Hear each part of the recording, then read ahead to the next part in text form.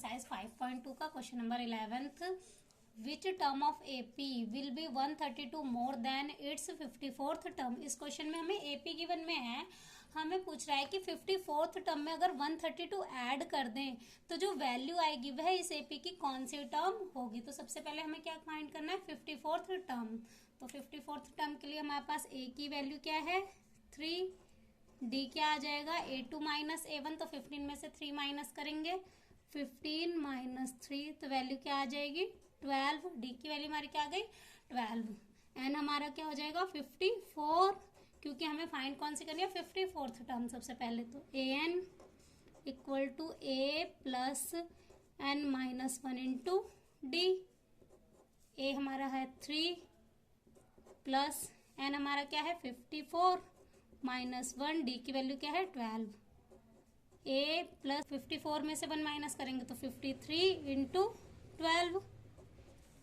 इनको मल्टीप्लाई करके हमारा क्या आ जाएगा 636। तो 3 प्लस 636, इन्हें प्लस करके क्या आएगा 639। अब क्या करना है 132 मोर देन करना है, यानी कि इसमें 132 ऐड करना है। तो 132 मोर, तो वैल्यू क्या हो जाएगी 639 में प्लस कर देंगे 132 तो क्या आ जाएगा 771।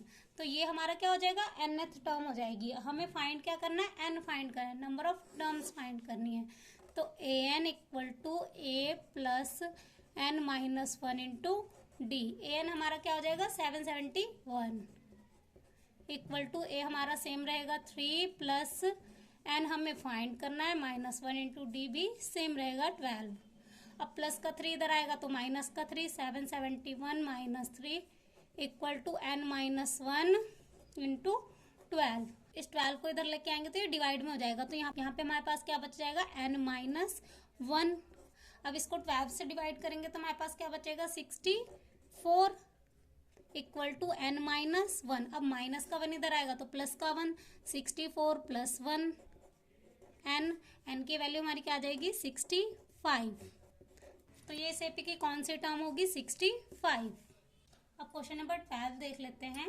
2 APs have same common difference, the difference between their 100th term is 100, what is the difference between their 1000th term. इस क्वेश्चन में हमें 2 एपीज गिवन में है जिनकी जो 100 टर्म का डिफरेंस है ना वो 100 है, हमें इनकी 1000th टर्म का डिफरेंस फाइंड करना है। तो ये हमने फर्स्ट एपी और सेकेंड एपी ले ली। अब इसकी जो फर्स्ट टर्म है हमने उसको कैपिटल ले लिया, A1 को हमने कैपिटल ए लेट कर लिया। अब इसकी सेकेंड एपी की फर्स्ट टर्म को हम क्या लेट कर लेते हैं स्मॉल ए।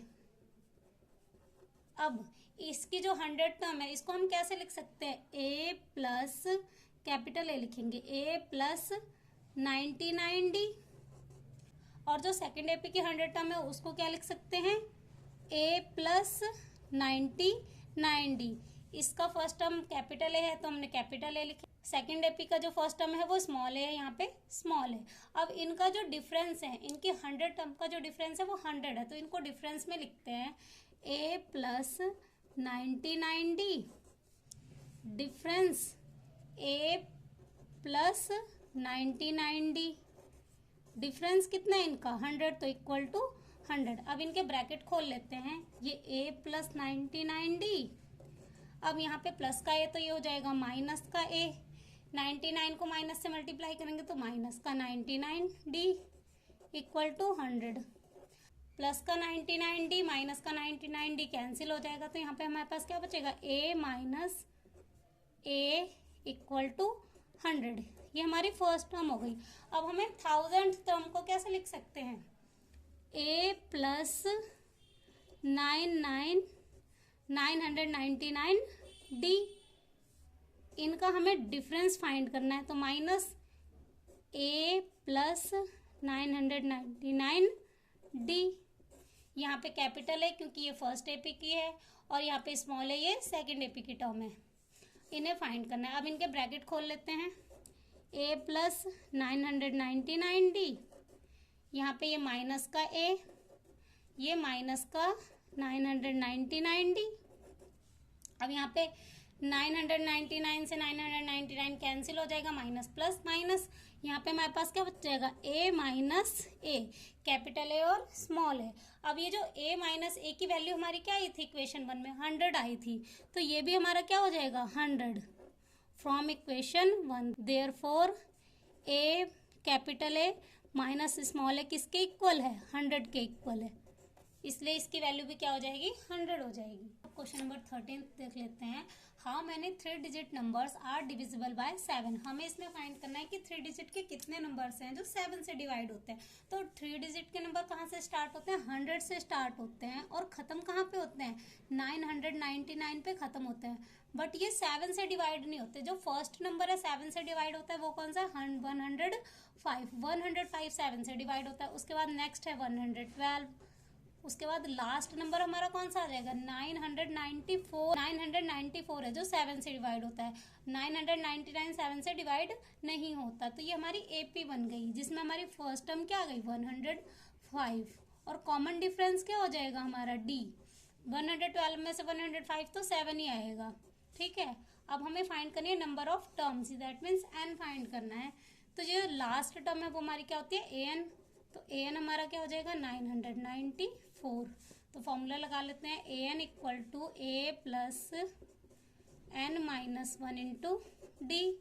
ए एन है 994 इक्वल टू ए की value 105 plus n minus 1 into d कितना है 7। अब ये वैल्यू इधर आएगी तो माइनस में, तो 994 minus 105 equal to n minus 1 into 7। इसको माइनस करेंगे तो हमारे पास कितना आ जाएगा 889। अब ये मल्टीप्लाई में है, 7 इधर आएगा तो डिवाइड में आ जाएगा। यहाँ पे क्या बच जाएगा n माइनस 1। इसे 7 से डिवाइड करेंगे तो हमारे पास क्या आ जाएगा 127।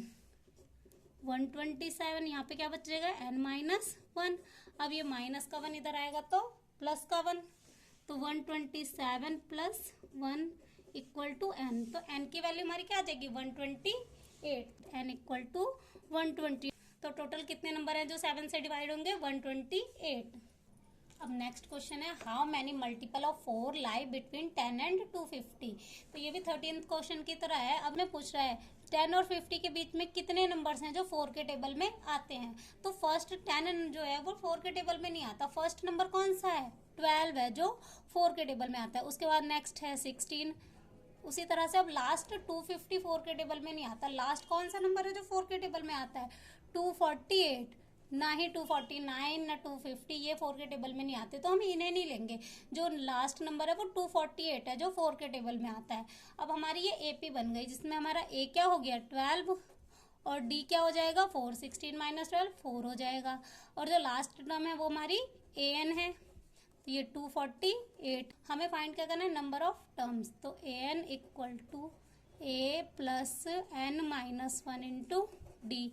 ए एन हमारा है 248 इक्वल टू ए की वैल्यू है 12 प्लस नंबर ऑफ टर्म्स हमें फाइंड करनी है, डी की वैल्यू क्या है 4।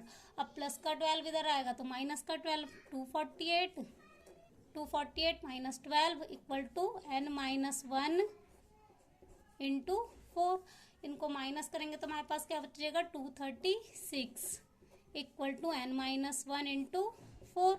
अब ये 4 इधर मल्टीप्लाई में है तो डिवाइड में आ जाएगा 236 divide by 4 equal to n minus 1। अब इसको डिवाइड करके हमारे पास क्या आ जाएगा 59 आ जाएगा। यहाँ पे क्या बचा है एन माइनस 1। अब माइनस का 1 इधर आएगा तो प्लस का 1, 59 प्लस 1 इक्वल टू एन। इनको प्लस करेंगे तो हमारा क्या आ जाएगा 60 आ जाएगा। तो इनके बीच में कितने नंबर्स हैं जो 4 के टेबल में आते हैं 60 नंबर्स है।